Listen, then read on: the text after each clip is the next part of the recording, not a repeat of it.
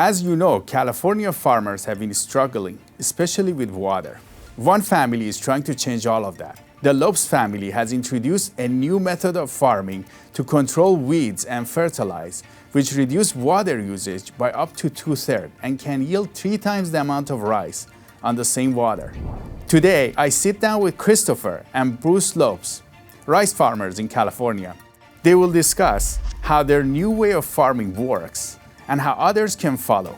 They have been able to sell their products in Southern California schools and also donate some of it to fire victims in Los Angeles. I'm Siyamak. Welcome to California Insider. Chris, it's great to have you on. Welcome. Hey, thanks for having us. We're really excited to be here. It's an amazing opportunity to get to share our story like this. You guys have innovated in your space, which is rice farming in California, and you've done some really impressive things that we want to hear about. But before we get into that, tell us, how is it to farm rice here in California now? Oh man, it is quite the struggle, but also quite the rewarding experience. We've been going through the drought for the last 4 years, from 2020 to 24, and then before that we got like 2 years of rain, then another expansive drought, and it just keeps shifting back and forth and making us pivot left and right to try to maneuver the changing climate and the rising costs, supply chain disruptions during COVID. Prices went through the roof for everything, and it's just it never gets boring, I'll tell you that. You constantly have to innovate, huh? You're constantly innovating. If people aren't shipping stuff, then parts aren't there, then you're going to start making your own things or scavenging from we don't throw anything around on the farm. We have like 2 tractors from years ago. It just starts getting lighter and lighter as we strip parts from it. Can't afford it. We were on mechanic because it's so expensive just to pay someone to come out and fix your stuff. And it's a lot of fun though, because it's always a challenge, and it's a rewarding challenge because you don't know if you're going to make it every year. You're at the whim of the markets and everything else. But then when you see that crop come out of the field, and it's just beautiful, and then you get to go sell at the farmer's market and see the looks on everybody's face, and the wonderful feedback from the community and the appreciation. It's what's needed, I think, in more farming circles. People need to get back out there into the community.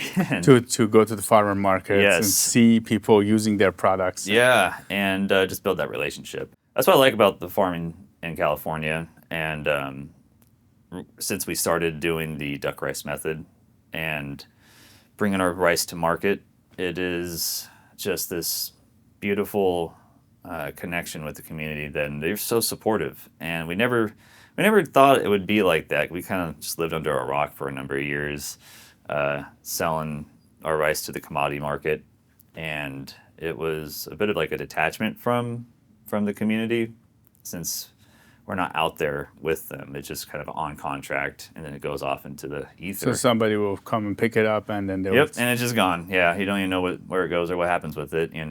And we ever since we started doing the new business model, direct to sales, it's been a complete mindset shift of what it means to be a farmer. Now, can you tell us about your new method of farming rice? Yeah. Can you tell us how you came up with it, how you found it? It's a long story. So we've been farming for over 100 years now, since 1914. And my great-grandpa came over from Portugal and landed in New York and made his way across the country and got to Nevada, got ran out of Nevada by the other farmers because they were stealing his sheep, and he took them to court, and he won, but the judge is like, it's not a place for a family right now, that you got people after you. So took the wagon, went over the mountains, and found Princeton, and this is where we settled. And it's been just a wonderful experience with rice ever since then. And we've been just growing rice for the last 4 generations. After that, my dad took over, and he's been doing it 43 years now, I believe, and we've been organic farming for 24 years. And as a high school student, and an only child, I I realized that I have no backup. There's no one coming to help me or save me, and I need to figure out how to basically learn how to do the farm and support my future family with less acreage, because I'm not going to inherit the full acres since we have uncles that that's going to go to their kids. So I need to figure out how to do it with more with less. And my dad only makes about $25,000 a year running the farm. That's all we can really afford to pay ourselves. And if I became a farmer, I would be taking half his salary, and that just wouldn't work out. So I had to go become an X-ray tech and a CT tech to make it all work. So since high school, I've been planning this plan to become an X-ray tech. 2 years of schooling, come out making about $80,000 a year, and then I could use that money to supplement trying to transform the farm into something that would be sustainable in the long term, both literally and figuratively. And when was the time that you found a new way of farming rice here? So right when I graduated the X-ray program, I got a job at a small hospital in Willows, and one day I was thinking, I'm like, I gotta hatch the plan now. I gotta figure out how to turn this 60 acres into something that can support my aging parents and a family that I want to have. And I came across an article that talked about duck rice farming by a Japanese farmer, Mr. Furuno. And it blew my mind. It made so much sense. You use the ducks in your field to do the weeding and the fertilizing, and they eat the bugs. And then at the end of it, you have a secondary crop, which is the ducks. So now you can support the community with fresh, organic, regenerative rice, as well as organic, ethically raised, free-range ducks. And it's just a wonderful symbiotic relationship. And once I saw that, my brain just didn't turn off for, I don't know, it's been 10 years now. Like day and night, my friends got tired of me talking about it. Like straight up, they're like, really? Duck rice again? We're going to go down this rabbit hole one more time? Like, yeah, but you didn't. I found out something new. I learned something new, like my mind just keeps racing about all the possibilities. And now, I mean, it worked out. Here we are talking. Right? So how did you start? Started during the drought. We didn't have any water allocations in 2020. And after, so that means surface water, right? Surface water, yeah. And for 5 years, I had been in my dad's ear, kind of incepting him. I'm like, hey, we should check out this duck rice. I printed out the PhD dissertation that Mr. Furuno wrote, put it in a binder and gave it to him. And he said, hey, this makes sense to me, but we just didn't have the timing with the finances and the money to make it work. And then when we realized, we're going to get some money from insurance, since preventative planting insurance, which is how a lot of farmers survive during the hard years. Because insurance will cover if there's a natural reason that you can't plant, then you'll get a payout based on the last 4 years yields average. And every year though that you have a drought, that yield average, you put a zero there. So you're just after that 4th year, there's no more average. The average is zero, and there's no more payouts, and then that's when it's done for real. And we were at the 4th year there. We're going into the 5th year, I believe, with the drought, and luckily we got the rains.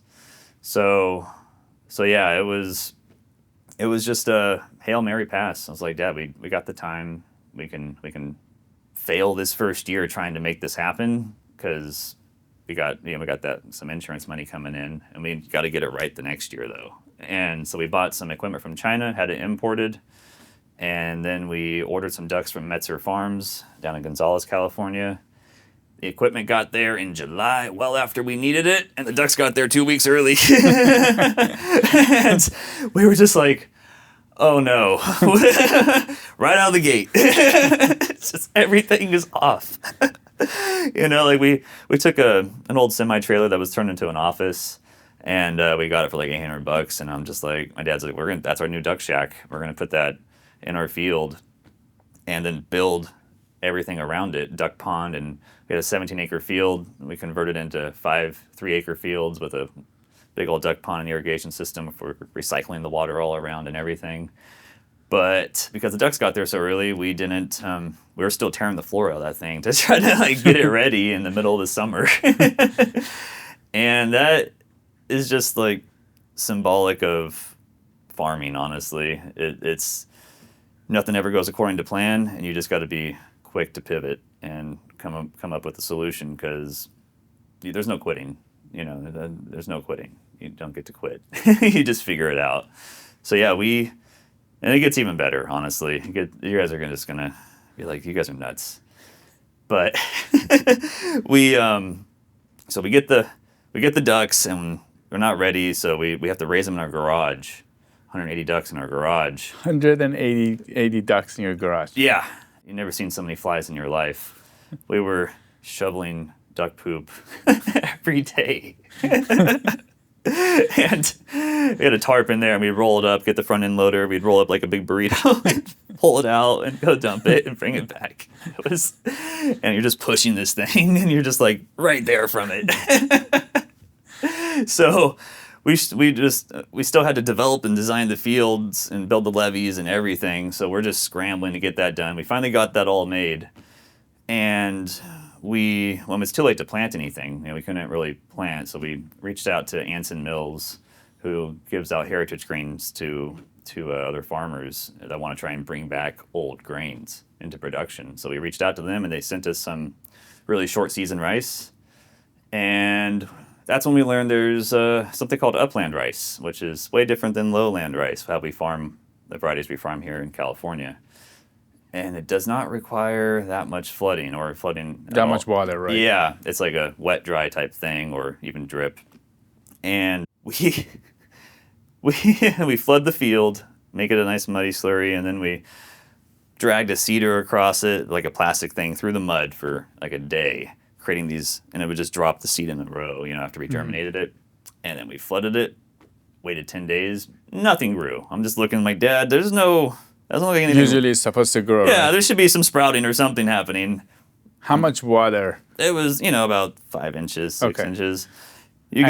Something's supposed to come out of the You're water. just supposed to see, you could see the rice seedlings, and you'd see them start to sprout or something. And I just saw a bunch of a carpet of weeds coming up, and I'm just like, oh no. I call up Anson Mills, and they're like, oh yeah, that's kind of like more of an upland variety of rice. And I'm like, what's that? It's like, doesn't like being flooded too well. I'm like, great, we just drowned rice as rice farmers right out the gate. Here we go. Like, I didn't think this was possible. Too much water. 5 inches is too much water. Yeah, just the constant water is too much water. So I was like, hey, Dad, we can still test the system. Let's release the ducks, And so we released the ducks into the duck pond. First day, every weed was gone in that entire. So they just ate them, or they were just digging around. If they're not eating them, they're just uprooting them with their little claws, little talons. And next thing you know, you watch just all the weeds float to the surface by the root and flow right out of the field. And I'm like, hey, that's a success. I consider duck rice a success, even though we didn't get a full crop out of it or anything.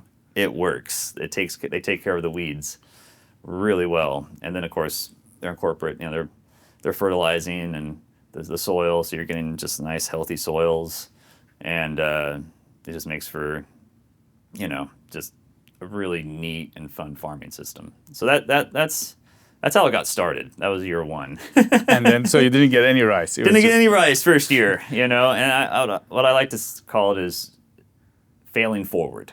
That's what I call it. As long as you can keep failing forward. Well, you had the insurance kind of. Yes. So yeah. you were. It was a calculated risk that we took, and we took that money and were able to put it into the rest of the process, which is we bought a seed tray maker and everything else we would need to do it like they do in Japan, where they do the transplanting and all that. So the next year we had to, and that's when the drought was really hitting, and there was no water allocations, and we didn't have a well, 100 years plus. So no water. No water. But we had the last 2 permits in our county to drill wells, and they were going to expire like that May, that we needed to get everything planted. So we're just racing to try to get the one well in, let alone the 2, and in the meantime, we still got to plant those seedlings a month in advance so they'd be ready for when that water does finally start flowing from the wells.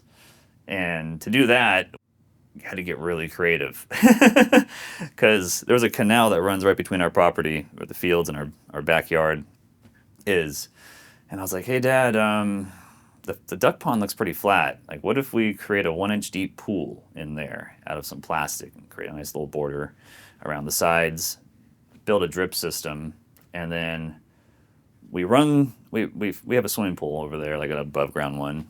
And I'm like, why don't we just fill the swimming pool, run a PVC pipe, suspend it across the canal under the road, and then pump. I did the calculations. I'm like, how much? So just rotate the water in and out? Yeah. Okay. So I'm like doing the calculations, how much water in a 4,000 square foot, 1-inch deep pool would have, and how much would we need in a swimming pool? And it worked out to like 2,500 gallons in that little 1-inch deep thing, and it held it just fine.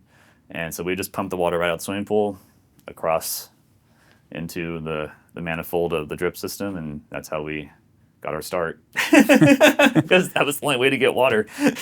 From your pool? From our pool, yeah. I just had to fill it up every day and then drain it across the canal.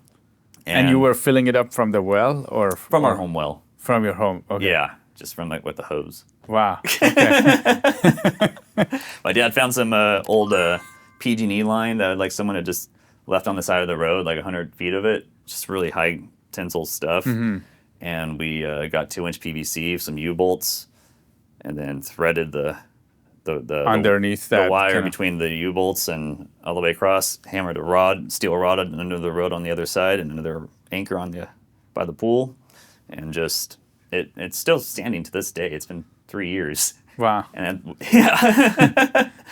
And that's what you got to do to get to farm. Honestly, maybe not that exactly for most people, but that kind of creativity is happening all the time on all the farms everywhere. It's the most fun you can have problem solving, because you have to come up with new ways of doing things on all the fly all day long, and half the time it doesn't even work. So you're just like, all right, let's try this now.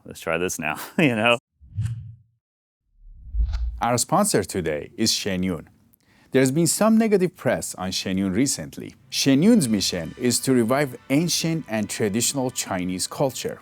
Shenyun Performance started by a group of Falun Gong practitioners in New York. Falun Gong is a spiritual and religious group which believes in living by truth, compassion, and tolerance, putting others first. The Chinese Communist Party, CCP, has been persecuting it since July of 1999 in China. Since Shenyun started, CCP has been targeting it in the US and across the globe by playing different kinds of schemes to cancel the shows or impact the performance. The current negative reporting originated from some Chinese social media accounts. And we know that CCP is given a new directive to go after Shenyun and Falun Gong in the US by turning the public opinion against them. If you hear something negative on Shenyun, make sure to do your own research and your own due diligence. Despite all of CCP's campaigns against Shenyun, the show has managed to grow significantly across the world. I highly recommend you go see it. I've been going to it for the last 14 years as they change the performances every year. They're coming back to California. Make sure you go see it.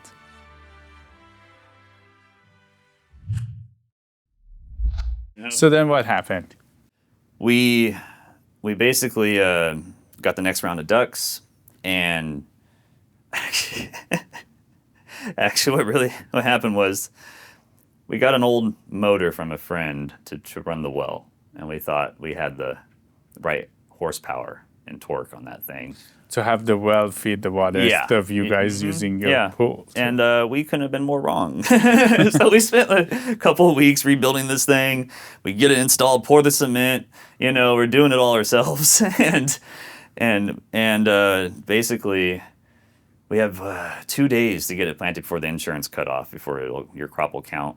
If a disaster happens during harvest, you have to be planted by June 10th at the latest. And we turn the well on, and a trickle of water comes out the pipe. Just a trickle of water. And we're just like, oh my God, what are we going to do? We have to have these fields flooded in a day and a half, 2 days. And it's going to take 2 days to flood them, And we fortunately just had a neighbor down the road who builds propane ag well motors, and he happened to have the exact size and horsepower we needed. And he came over, ripped that one out, had his installed that day, and it was up and running and pumping. Come back the next morning, Wow. main seal blew out on the on the well motor. There's just oil on the cement below. I think it was like Labor Day or something, so nothing's open. There's no part stores. We're calling around everywhere, like, we need a main seal on this, this motor. Because you have only one day. His engine. Yeah, exactly. So luckily he gave out some extra seals when he sold some motors to other people, and someone still had one, and we got it going again. Got everything flooded in the nick of time, and we flew the seat on basically almost dry ground, because it was like, it'll get there. Wow. Wow. Yeah, it gets planted. Technically, whether the water makes it across the field in time or not before the seed dries out after being germinated, there's so many variables. It gets better though, because now we have to get that water from across the canal into the 8-acre field that would then feed the 5 3-acre fields that we designed. So it's third year of the drought or something, and the ground is just, there's no one flooded around us. So other people are not there's no planting. water table to support anything. All the water just goes into the field and then like down and out. So you cannot keep a field flooded to save your life, and it's just so parched. Because others around you are not flooded. Exactly. And so we're just pumping, and fuel prices are high, of course. Propane prices are high and everything. And we install a irrigation pipe across our bridge from under the road that we had to dig this whole thing out, and we get it across the bridge into the field. The ditch fills up. A trickle of water comes out of that pipe now because there's not enough head pressure. These things are meant to be buried. And then wherever the coupler is, you're losing, if there's a leak, you're losing pressure. So there's, 4 of these 20-foot sticks or something. So we had no pressure coming out that pipe, and it just kept going, So I was like, well, what do we do? Maybe we install a second pipe, these won't, we have double the flow just in 2 pipes now, As we're installing that, it's like 110-degree weather. We accidentally washed out under the road. Some erosion had dug a hole on the other side of the bridge. So in the process of excavating that while installing the second pipe and getting it all going, we accidentally knocked the first pipe into the canal. Oh, I see. It's right on the border. So now we're fishing this thing out, our one good working pipe, and now we're installing a second one, and reinstalling the first one, and we still have to get 10 inches of water into that 8-acre field. And to even get the water across another ditch into the duck pond to feed the 5 fields that we're hoping to do the duck rice with. At the end of the day, we abandoned all the plans that we originally had to do the 15 acres. We're like, we can only flood this 8 acres. And this is where it gets ridiculous too. We flew the seed on, but it was just barely any water. And if you don't get the water deep right away, So you have to get it the weeds will take over. a few inches. Yeah, no, like 8 to 10 inches right off the bat. For Even with the duck, the way you guys... No. Okay. Yeah, but what was happening was there's just so much absorption by the soil. It hadn't been wet in forever, so it took like 8 days before we finally started really doing anything, especially with that slow trickle we had. And at that point, we're like, this is nothing but weeds in this field right now. We're just gonna grow weeds. And I was like, Dad, why don't we just follow the plan, but for the 8 acres? And we're making this up as we go. They have a bunch of specialized equipment for this in Japan, and we're wondering if our tractors, and we just rented a rototiller from the local equipment rentals place, and we rented our neighbor's tractor, and then we attached a giant metal grate that we had to help smooth out. So we have to go through rototill the fields to make a mud slurry. So we decided to just rototill in the crop we had just planted, because we're like, there's no point. It's not going to take, all the weeds are going to already established.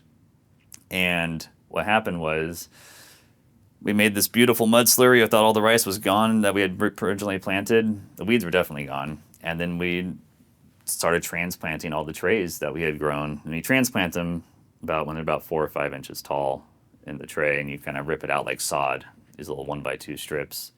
Puts in the back of the transplanter, and we just transplanted that whole 8 acres. And next thing you know, apparently it's really hard to kill rice once it's established because all the stuff that we rototilled ended up growing anyways. Oh, even the ones that you didn't think. Yeah, we thought it was done. We kind of hoped it was because the ducks need that transplanting space to get navigate the fields to get in between. So you need to have like space to go. We've also learned ducks find a way. They were able to just make their own paths, and they had enough spacing, and we ended up getting a killer crop. And the ducks did a wonderful job. No weeds, less water used. We have to use up to 2/3 less water than we normally would using the deep water method for organic. And you get healthier, shorter, more stout plants because the ducks are just constantly shaking and brushing up against them when they're looking for food, and it releases like a hormone in the rice to tell it that, hey, I'm in a kind of a stressful environment. If I grow too tall and lanky, then I'm not gonna make it. So I got to stay short and strong. Mm-hmm. So what that ends up being is less rice straw at the end of the season to incorporate back in and work in, which makes the whole system just a lot easier to do. And you get water savings, healthier rice plants, healthier soils, more flavorful rice, because there's a weird symbiotic relationship with the ducks and the rice, and I've seen some research papers where I think there's an enzyme or a hormone that gets released as well that increases the aromatic properties of the rice. So like a basmati or a jasmine, the aromatics, they'll be more fragrant because of the ducks, which is really interesting too. They study a lot of this stuff in China. That's where I find these research papers. They're all over there too. So yeah, that's what farming's like, and also duck rice farming, trying to adopt it the first year. Bruce, it's great to have you on. Welcome. Thank you. Thank you very much. You're a rice farmer, and recently you guys started doing duck rice farming. Can you tell us how this has worked for you? It's like a difference between night and day from regular organic farming and conventional farming, which I've done both my whole life. Duck rice farming is actually a refreshing, I don't know how you say that, it's a refreshing way of doing farming, because you become so adapted to just growing rice, you could grow it in your sleep. Now that I've had the duck rice farming mentioned to me, my whole life has changed. I had to learn everything new, A to Z. I'm no longer a farmer, I'm a duck rice farmer. The difference is, there's no comparison. It's so much more funner being a duck rice farmer than it is a regular farmer. Has it been tough for you guys farming in California? And rice and the water, is it hard for farmers now? It's almost impossible for a small farmer. If you have a lot of land, you have the land to take and make up for your shortcomings. We only have 200 acres, which is just enough to keep a small farm going if you want to take and survive off of nothing. Literally, I make $25,000 a year doing 16-hour days for 7 months, and the only joy I really get out of it is the fact that, man, my family's done this for so long. This is what I do. This is my life. And then when my son introduced duck rice farming to me, it was like just a refreshing breath of air, because I have to learn everything all over again. I got to a point where I was stagnant because you just know what you're doing so well that nothing really changes. You just become, I don't know what the word would be, it becomes dull after a while. After 45 years of farming, I thought I knew it all. And then when I found the duck rice farming method, I became like an 18-year-old kid again.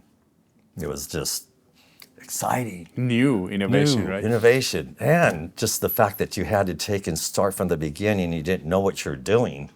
You just all of a sudden have to learn to adapt all over again. Everything that you've done, you have to take and relearn and do new things. And I've learned so much in the last 4 years of this. I'm just a whole new person. Some people might say, Bruce, that why do we farm rice in California? And you are a fourth-generation farmer. Can you tell us what your response is? Well, without the rice growing in California, there would be no wetlands. Without the wetlands, there's no waterfowl, no birds. It actually sustains the waterfowl migration coming through California. Without it, they would have no food.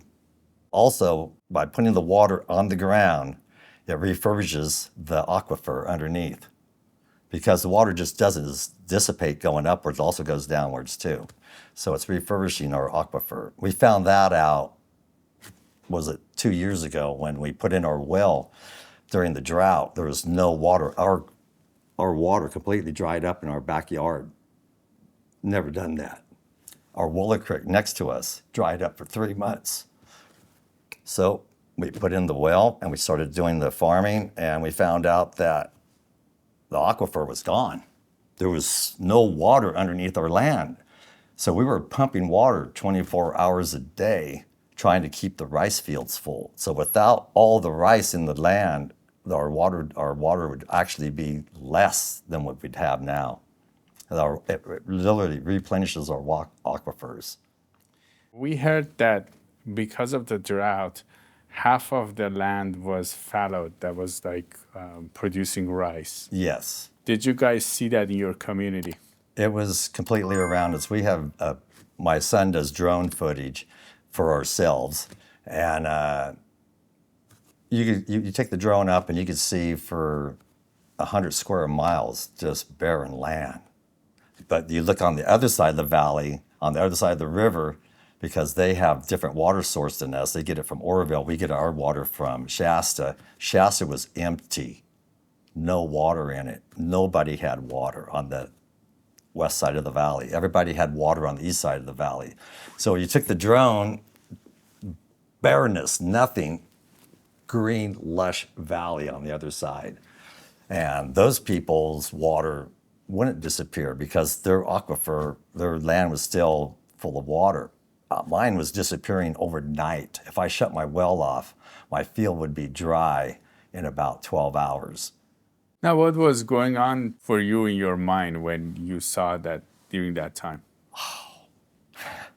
I didn't think we're going to even finish the crop. In fact, 40% of the farmers that did have wells, they had to shut them off. They couldn't afford it. Because it cost a lot to... Oh, yes. It costs an outrageous fortune. What normally would it cost us maybe $7,000 turned into $40,000 because of the gas having to run my well.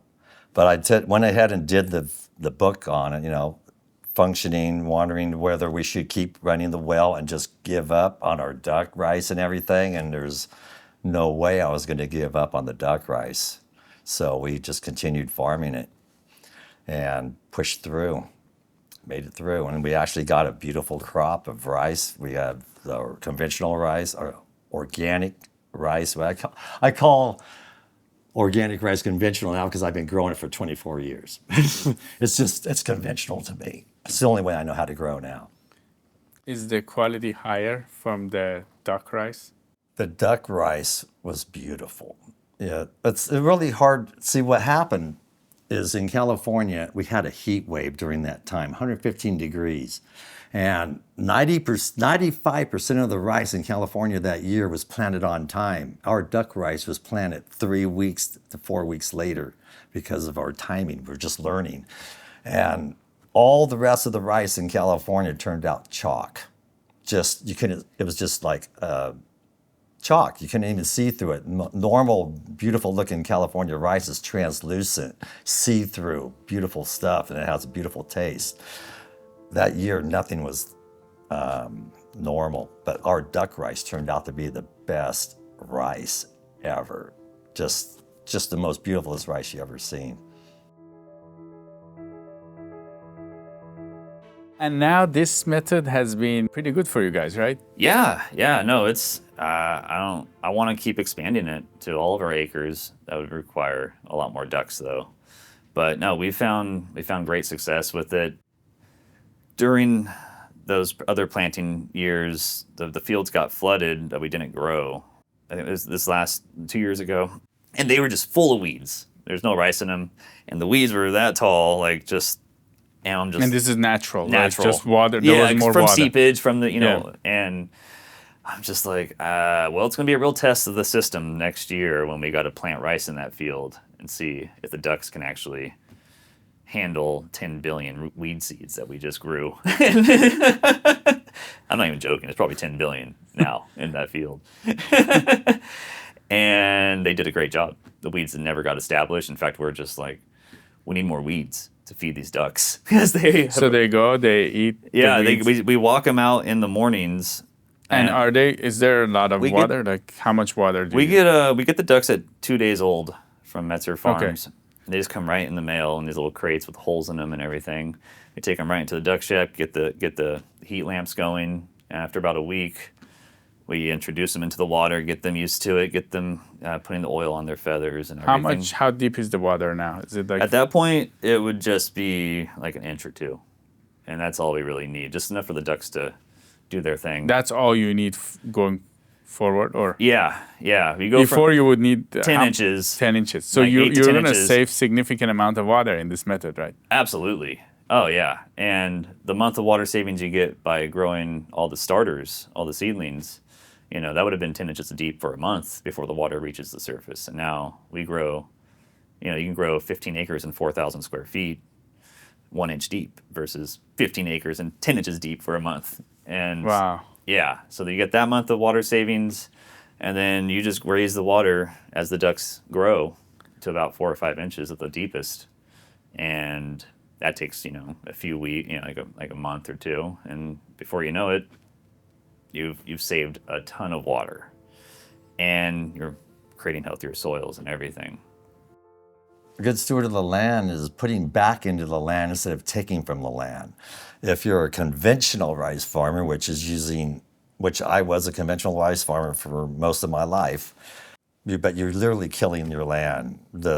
Your land becomes all the nutrients are being used up from it. And when you use a chemical fertilizer, it literally depletes your land instead of enhancing it. So when we use the organic methods, we put in the straw back into the field, which puts in some of the nitrates and some of the so essentially not using a lot of chemicals. Yeah, not using the chemicals really actually enhances the land instead of deteriorates it. So by putting the ducks on the land with the duck manure, that is enhancing the nitrogen in the land.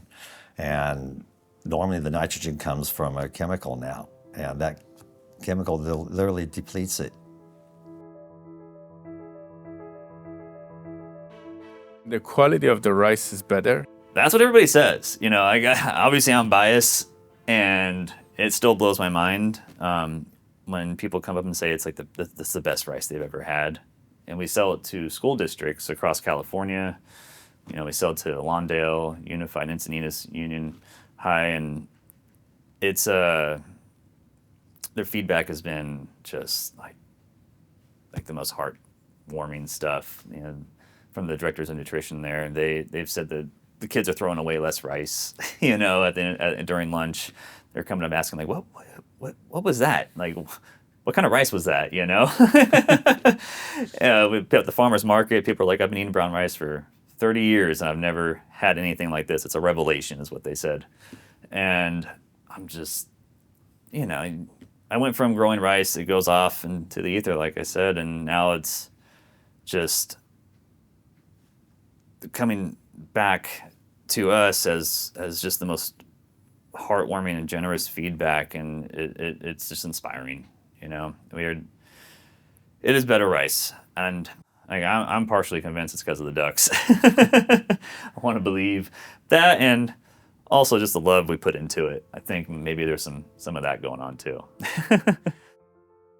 We put sense of community back into it because we actually are now going to farms, to the farm shows, to the farmers markets. We're getting involved with schools. We're going to actually have a school that has a grant that is going to put us. We're going to show them. They're going to put us digitally in the schools. We're going to take and show them how to duck rice farm, all the different things. There's so much more to it than the school system. What's so neat is it's not just farming that we're going to show. We're going to show them science. We're going to show them math. We're going to show them There's a lot of lessons in the all process. The different lessons that are in farming that you have to know. I mean, you have to have almost a PhD to take and do everything that we're doing. I mean, I'm a mechanic. I'm growing. I'm using different fertilizers. I'm using different water methods. You have to use different timing methods. Everything changes when you're a farmer, and you get to know a little bit of everything. You're a jack of all trades, and you're not only a jack of all trades, but you're a professional at it all. You just don't become part way. Because if you get it wrong, you will not have crops that year. Yeah, exactly. You Wow. don't want to get it wrong. But even if you do get it wrong, as my son would always say, you fail forward. You learn from your mistakes and you make them better. You make whatever mistake you did, you turn it into a profit and you turn it into something better. And that's what it's about. Always trying to be a little bit better yourself, which makes the next person next to you a little bit better. Because they'll see your actual, your integrity, that you feel that what you're doing is real. And there's no, that they don't have time to pity yourself. You know what I mean? It's like you have to just keep going forward and keep going, and you can't stop because this is what you do. It's your life. That's just where I'm at. What values do you guys have in your community that people may not know about them? Well, with the duck rice method that we're doing now, it's a sense of community. Instead of just selling your rice to a broker and it's gone, now we have a sense of community. We have all this extra rice on hand, and it's going to the local people. Now we have the ducks on hand also, which are going to go to the local people and here to LA, I hope. The sense of just being able to give back to your community is a beautiful feeling. You don't have that in regular rice farming. It's like, we've got all this extra and you want to give. So we go to the farmers markets. It's such a beautiful feeling. It's like, you start looking at people and you go, and I'm trying to coax them in, and then all of a sudden a family will come by with 3 kids, they're one on their back, one over here, and they're walking by, and I would turn around and go, you know what? You're the 900th customer that walked by. I think you deserve a bag of rice, and I give them a bag of rice. And I'm really doing it because I wanted to give to the children, because that's the giving. That's what it's about. It's our children that are going to take and make the world what it is. Where did you learn that from? My mom and dad. My mom's the most giving person on the planet. She's beautiful. She taught us to go out, play, have a good time, not take the world so serious. And yet, when it came to Sunday, we had our nice clean clothes. We went to our Sunday church and we lived the community, a life of a community. And my mother was also a 4-H teacher for 40 years. And she gave to the community like you would not believe. Yes, she was able to take and she was a sewing person. She sewed for a living. She learned that from her grandmother, sitting at the desk, sitting at her sewing machine in the little sewing room she had. And the biggest part of that was what I remember most about her stories is Grandma would be sitting up there and she'd be sewing away, and she'd look out and she'd see the train would go by and the train would stop. Literally knew where the Lopes Ranch was. They knew they could get a free meal.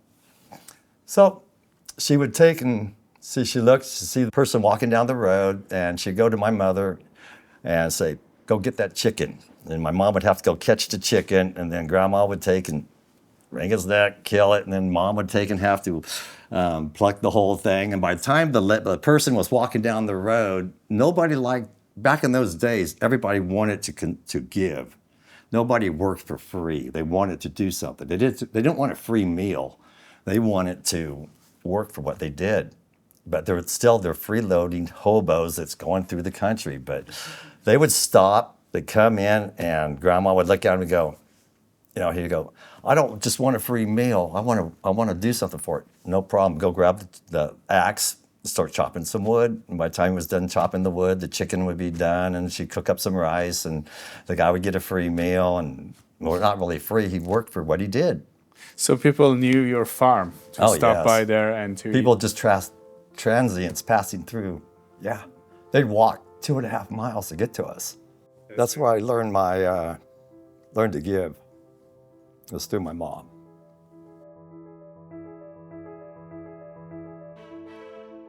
are other people looking at you guys and saying, we want to do it like them? Yeah, actually, we have a few farmers or neighbors and stuff.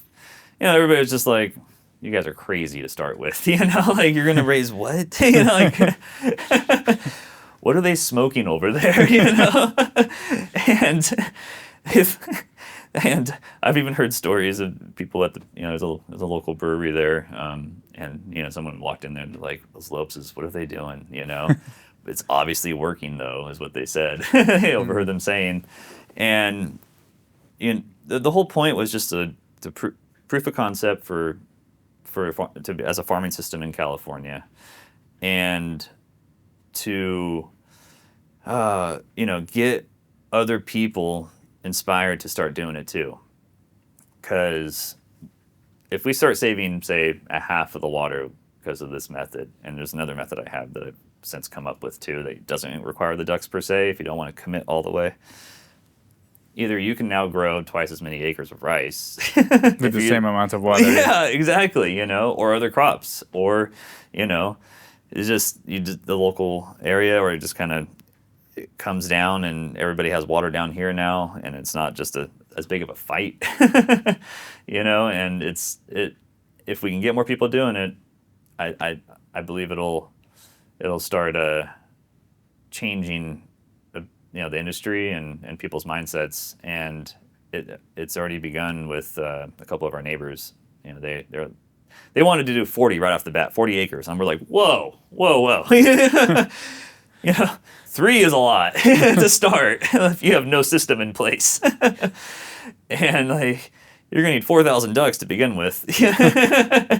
Don't even know what that's like. We don't even know. Like, we raised 600 ducks. And how many acres do you have now? That was for 17 acres last year, I believe. We did 600 ducks, 17 acres, and I don't know if it's just we got some really big duck breeds, or not, but they take care of that no problem. The protocol called for like 80 to 100 per acre, and we're way under that. But they just still get the job done, like, so well. So yeah, there's other people really interested, and farmers are hard to convince to change, and you need to basically make as good of a case as you can, and to also reduce the risk as much as possible, because we're all risking our necks out there every year. A lot of farmers farm on debt. We borrow from, on contract. We get a crop advance, so much money per acre. That comes right off the top of our paycheck at the end of the season. And so we're all over leveraged when we're farming, and if crop fails or something halfway through, like, now you still owe $200,000 over there, and no one wants to just like bet the farm on duck rice, right? Like, right off the bat, you got to like make the case, build the network, understand the supply chain, understand the regulations, and make sure there's a market established, and the public's educated, and there's a demand. And that's what we're really trying to do right now, is pave the way, lower all the barriers to entry, understand how to best navigate it smoothly. So the next person's just like, I'm interested. Like, cool. This is who you buy the equipment from. We get it imported. You got to do it this time. Here's our regulation playbook. Like how to play nice with the food safety standards at the school systems, because that bureaucracy is wild. And for a good reason. You want the kids to be safe with the food they get. You just want them getting random stuff. But it took a lot of navigating and research and help. CDFA, California Department of Food and Agriculture, they have a farm to school division, and they're the best people ever. They truly believe in their mission, and they've helped us so much in getting our rice into the school system as a part of like an educational thing. And the dream is that we run out of rice for people to sell, acreage wise, and then other farmers are like, I'm ready to approach them like, hey, if you grow like this, you have guaranteed sales and you'll be making twice as much or 3 times as much, instead of just, if you don't know, whole patty rice goes for 32 cents a pound organically.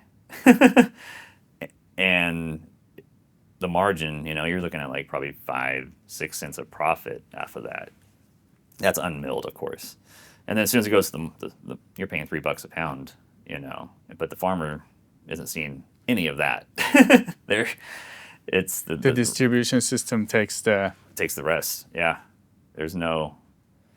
That's why it's do or die every year. You know, we're our razor thin margins. So what I'm trying to do is turn, you know, 30 acres into 300. If you go from 30 cents a pound unmilled to $3 To a go pound, directly to the market, yeah. $3 a pound milled.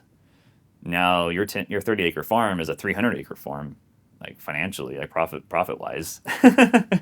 So if you don't need 30, you can make 10, and that's when the whole mindset started shifting. It's like we need to build this brand awareness, and then also the system that would then allow for someone to just go become a farmer, maybe a hobbyist or an average person. You know, if they can get some land, it's like, hey, tap into our network, and now we can help support you, and you don't need all that acreage to survive, but you can still be like a good steward of the earth, and you know, support your community and family, and educate and share the knowledge with the next person. That's what has to happen. This whole isolation of ideas and everything, that's got to go if we're going to have a resilient food system going forward.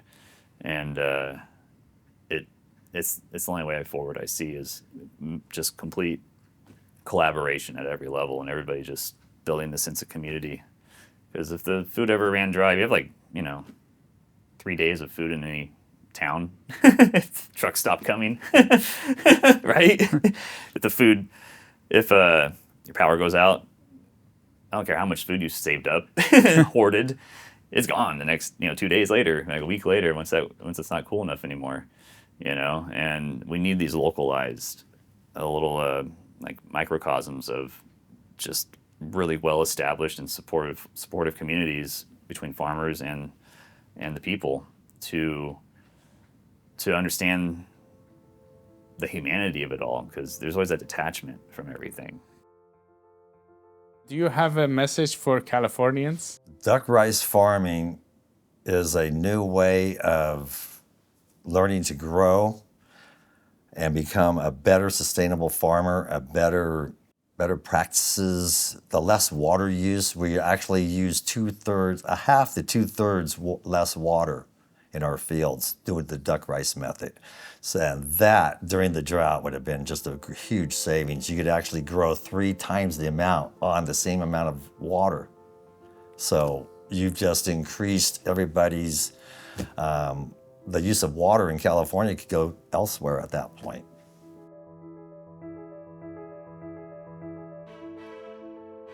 You're somebody that has essentially planned all of your career. You went and got another job to be able to become a farmer. Yes. So you're doing 2 jobs. Can you tell us why? Why? So, I'm a 4th generation farmer. I've watched my dad farm my whole life. It's always been a struggle. He makes, the $25K a year from managing the farm. The profits get split 4 ways across the family, his brothers. And if I had become a farmer without getting a secondary job, I would have just been cutting his income in half, and we'd be both living off of $12,500 a year. And it's like, I'm not taking half your income, Dad. I'm not doing that. So in high school, I started looking around, started thinking, mostly stressing, a few anxiety attacks here and there. When I realized, only child, no one's coming to save me, and I got to do more with less. I'm not going to get the full 203 acres inherited to me. I'm going to get the 60 acres. So now I got to somehow make enough money to support my parents when they get old, my family, and myself on just 60 acres now, potentially. And I thought, why not X-ray school? You get in, it's a wonderful degree. You go 2 years of schooling, come out making $70,000, $80,000 a year. And then I took that, I was like, I'll use that to help transition the farm to a new business model, supplementing that with my income. And so I was trying to speed run this thing. I'm in high school. I go to Princeton High. So not continuing to farm was not an option for you? No. Why not?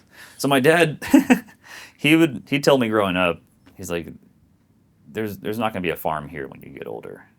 I don't think this is going to exist anymore. I don't think we're going to make it. And I heard that a lot growing up. And all I thought in my head was, I got to get a second job to farm. And that's all I need to do. And then I'll figure out the rest.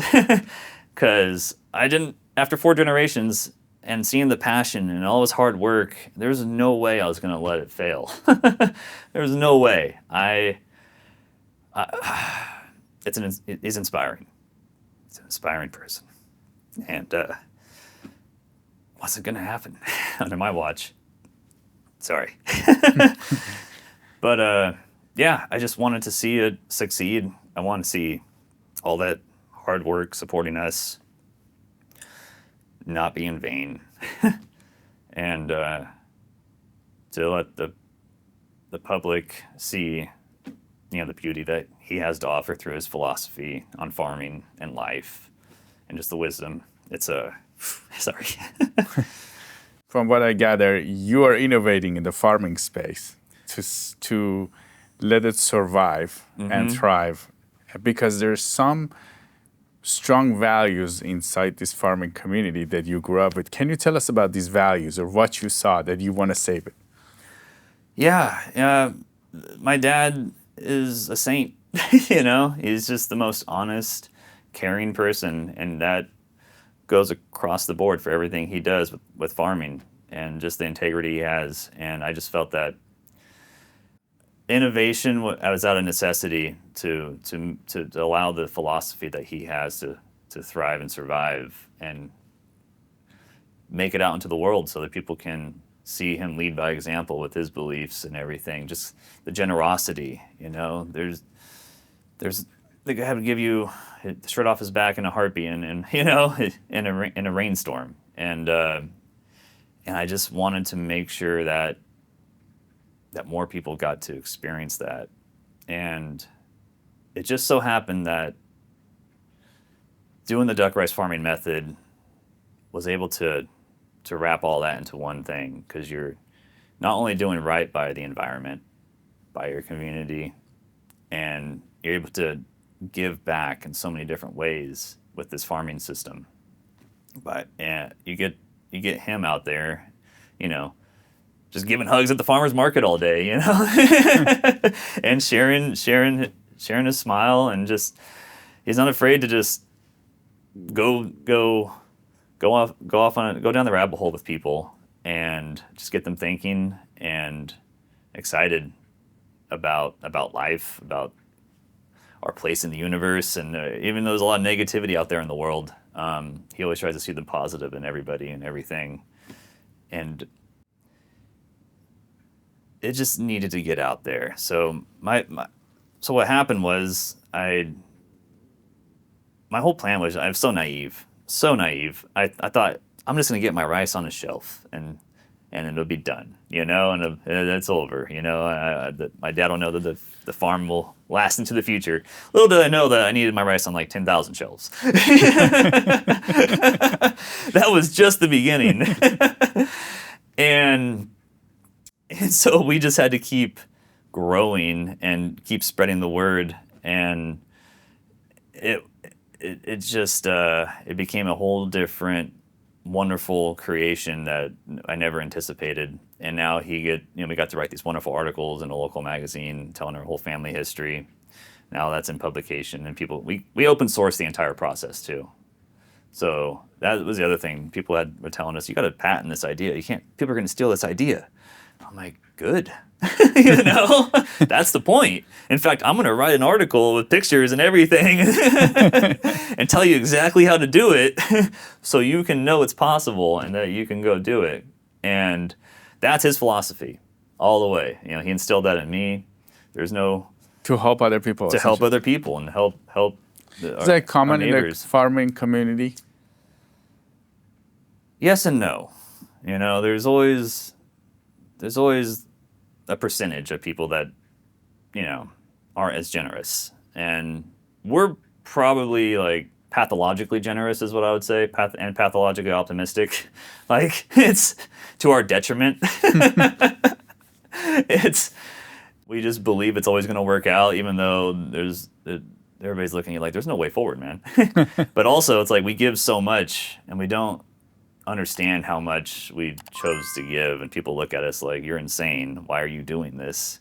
You're not getting anything in return. You just spent like a week, working on this thing for somebody, and you're not even get paid, and it's And I think there are those people in the farming community naturally, but I think the majority is just trying to survive and have done things the same way for so long that there's no need to reach out to a community per se, because they got the system in place. They're not struggling as much if you got money in the bank and you can pay for all your repairs and someone can come out and fix it or something. But when you got to scrape together all the money, you're asking your neighbors, and then it's just the whole sense of community comes out of that. And what we're hoping is to lead by example and get more people wanting to give back. And that's why I love the duck rice method. I call it the Trojan duck, because as soon as you think you're just going to raise like 100 ducks in the rice field, and it'll, that would be the end of it. It's like, no, you change as a human being in the process through all the problem solving, all the struggles, and then the perspective shift of your relationship with the land. You go from saying like, we're small time rice farmers at 203 acres. Everybody else is 4, 6, 1,000 acres, and now I'm looking at 3 acres. Like, this is a lot of land, This is, what else can we do with this? And next thing you know, and you're thinking about, you got all this nice specialty equipment to kind of plant almost any crop. You can start growing food for your ducks, and you're like, well, maybe I'll just plant a row of produce and vegetables. And he's like, I got all these extra vegetables. Let me just go give it to somebody now. Maybe your neighbor's hungry and the food prices are high, but I just did an acre in a day because I just went straight with the cedar. And, it just starts really opening your mind to the possibilities of what regenerative farming can be, and the relationship with the land and being a good steward. And I know that that's the future. Christopher Lopes, rice farmer from California. It was great to have you on California Insider. Hey, thank you so much for having us. This has been just an amazing experience, and I can't thank you guys enough. Appreciate you. Well, hopefully we'll see a lot of people farming this way and save a lot of water and have more crops. Yes, and I believe it's coming. I believe there will be a movement. We just got to get it out there. You said you're making $25,000 a year, and it's tough, right? You have to innovate. You said 16-hour days. That doesn't even add up to the minimum wage in California. Oh, no, not even near the minimum wage. I'm making about $5 an hour is what I work for. So, Bruce, why are you doing it? Why are you continuing the farming?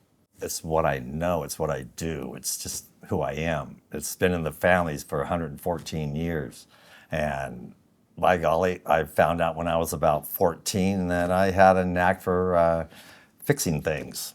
So I was able to take and work on the farm and fix things, and just slowly, means I'm the baby of the family, and my brother was actually in charge of the farm at that time.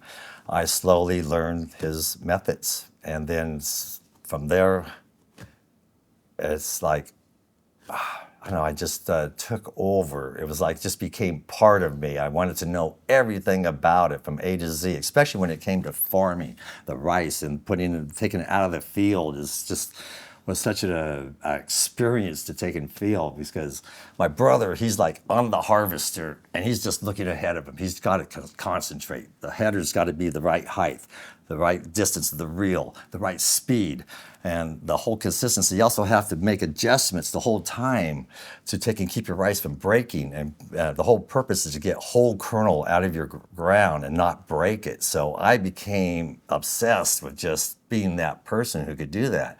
I'm on the bank out wagon. I have 20 minutes in between the time that the harvest is going to dump and I have to put it in there. And I would not be just sitting on the tire doing nothing. I would just take that bank out wagon right behind the harvester, and I would pull up. I'd jump on top of the harvester. I'd swing myself over into the grain bin, and I'd pick up the rice, and I'd count the kernels. I'd make sure there was no broken kernels.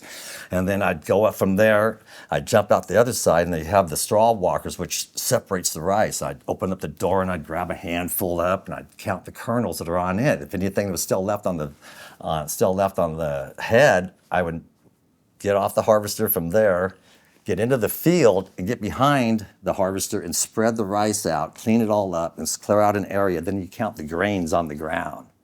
So you don't have too many grains on the ground, too many grains in the system coming out the back of the harvester. And if there was broken or there's too many grains, I would tell them to slow down, or I'd take and go.